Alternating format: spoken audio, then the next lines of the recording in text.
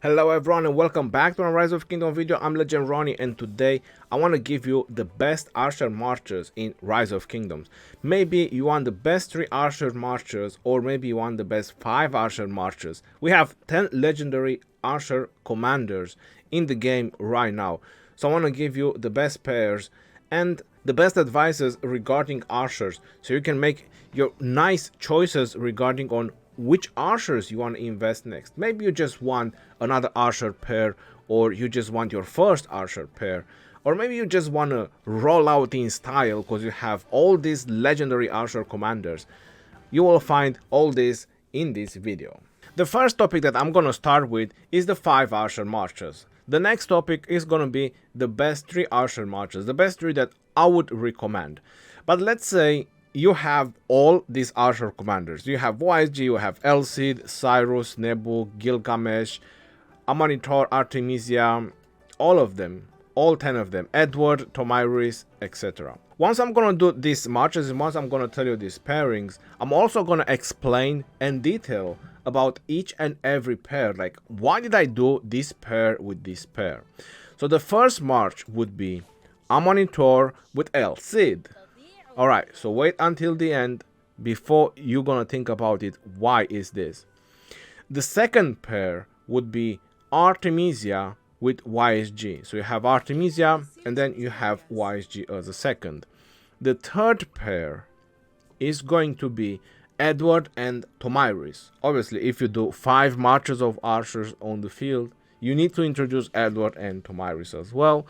The fourth pair is going to be Gilgamesh with Nebuchadnezzar. I have Gilgamesh somewhere over here, is level 60, beast of a commander, with Nebuchadnezzar as a second in command. And the fifth pair is going to be Cyrus with Ramses, which everybody knows Cyrus and Ramses to be, you know, a very nice pair, of a very nice commander to invest to. Very, very universal, very defensive, and so on. Now let me explain a little bit about the first pair, because probably some of you are probably thinking, hey, why am I on Thor with El Cid, right? I mean, what's the thinking?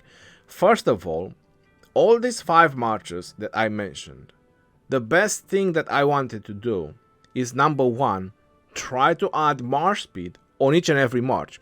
And I failed on one of them, which is Artemisia and YSG, which is quite alright. It's like a walking tank. That's perfectly fine if Artemisia and YSG don't have march speed. But any other marches that I just said, one of the commanders give you march speed. So you have a Amanitor and El Cid gives you march speed. You have Edward and Tomyris, Edward gives you march speed. My Edward is somewhere very low over here with his second skill, it gives you march speed. El Cid is somewhere on the top. Wish you could just select like only archers, it might have been a little bit easier. With his third skill gives you march speed, and then when you want to retreat, extra march speed. Then you have Gilgamesh and Nebuchadnezzar. Nebuchadnezzar gives you march speed. You have it over here, extra march speed. Then you have Cyrus and Ramses. Cyrus also gives you march speed.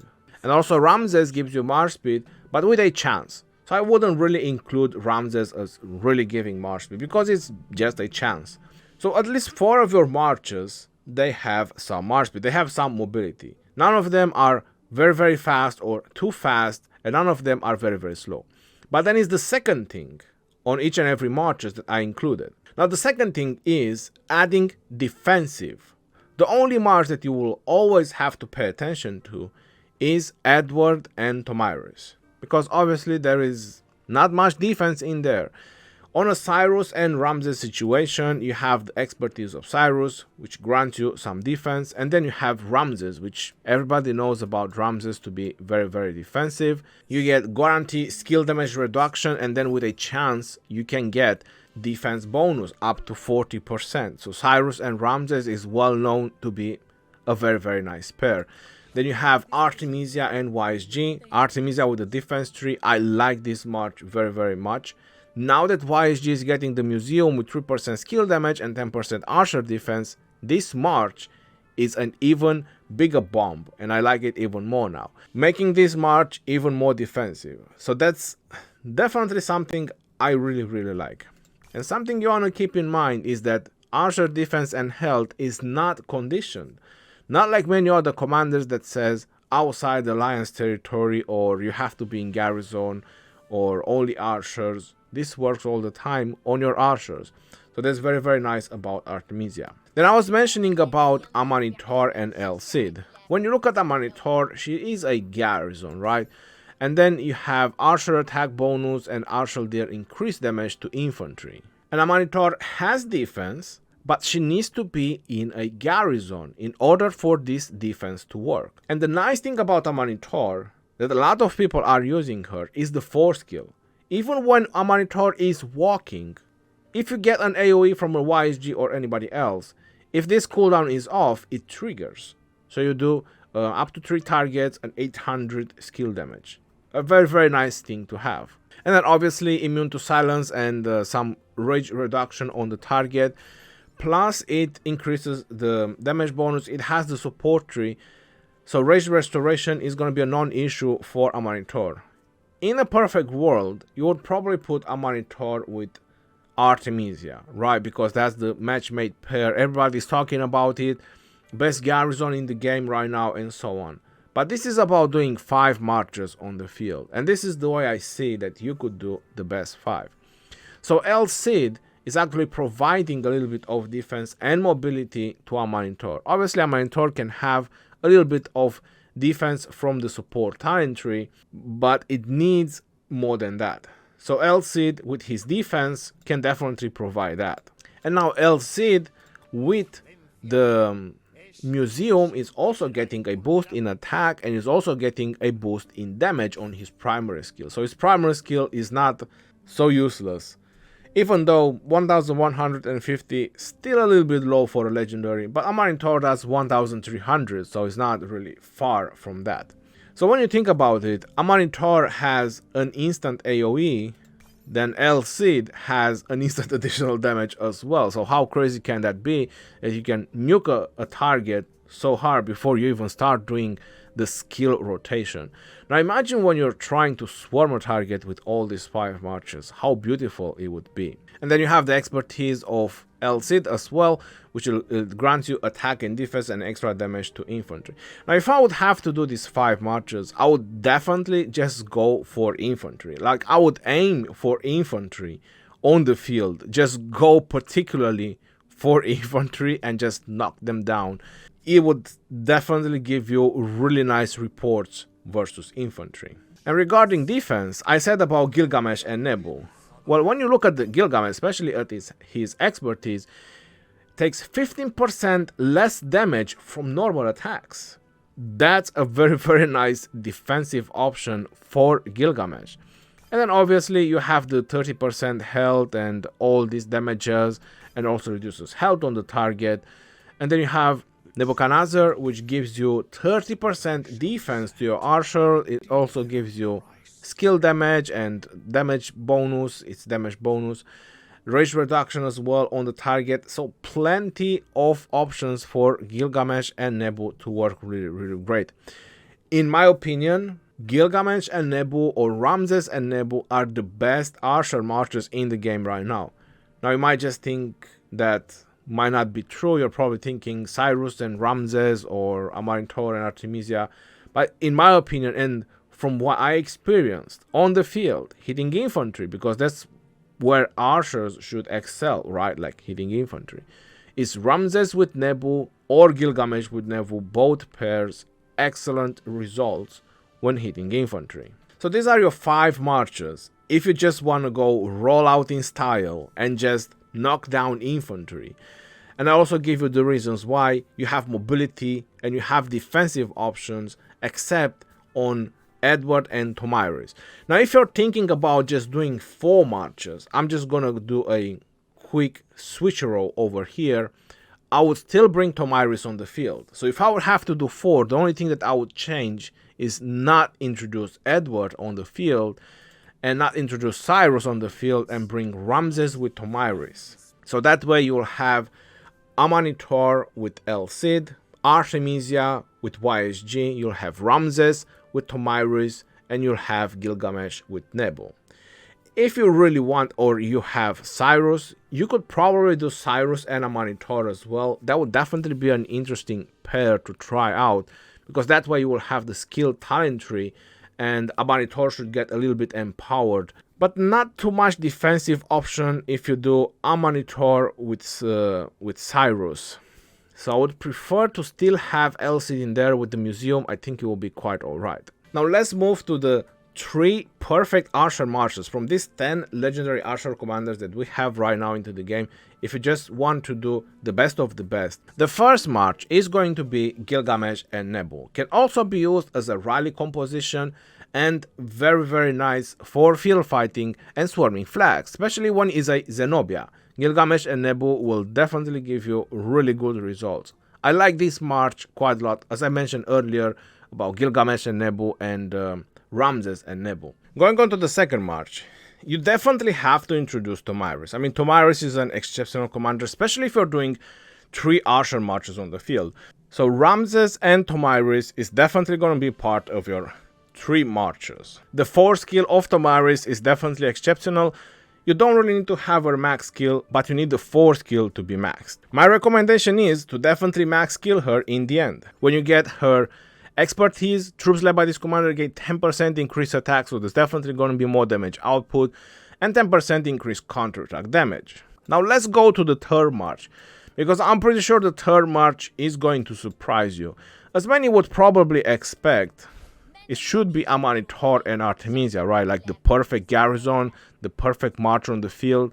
I definitely like them. So before the museum, this was my go-to march. You're probably noticing that a Monitor is level 60. I didn't brought her to level 60 just because I wanted to have a level 60 commander. My plan was to expertise her. But now that YSG got the museum, because that was my main concern about YSG, it was not having any kind of defense. Now that we have that museum on YSG, my go-to march for the third march is going to be Artemisia and YSG. I always had really good results. And now YSG is getting 3% skill damage and 10% defense, which makes Artemisia and YSG even more defensive and doing even more damage. It is true that the silence on Artemisia is a little bit of a downfall, right? You get a 3-second silence and only after that you're going to do a skill. That's going to be a slow skill rotation on Artemisia and YSG. That's very true. But I have noticed on a Monitor and Artemisia, I have noticed that if they get targeted, they don't really survive as I would want them to survive. This is the most important part on the field battle, like how fast your march goes down when it's swarmed. When Artemisia is second to a Monitor, the defense and health definitely helps, because if you look at a Monitor on the field, she doesn't have any defense and health.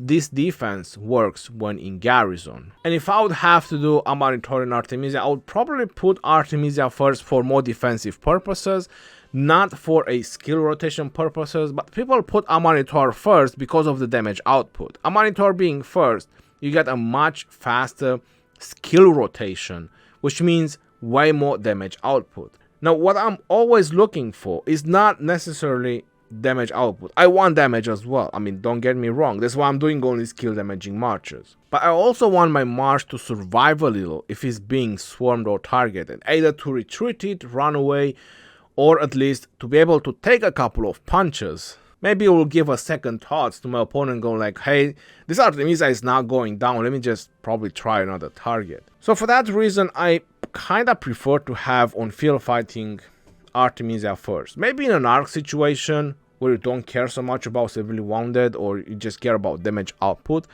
because there you care about taking down the ball or taking down the building or whatever you're hitting. You want to take down fast and as quick as possible, then yes, you definitely want to put an Monitor first. But on a field battle situation, I think Artemisia and YSG still has a very important role for AoE purposes and defensive purposes in the same time.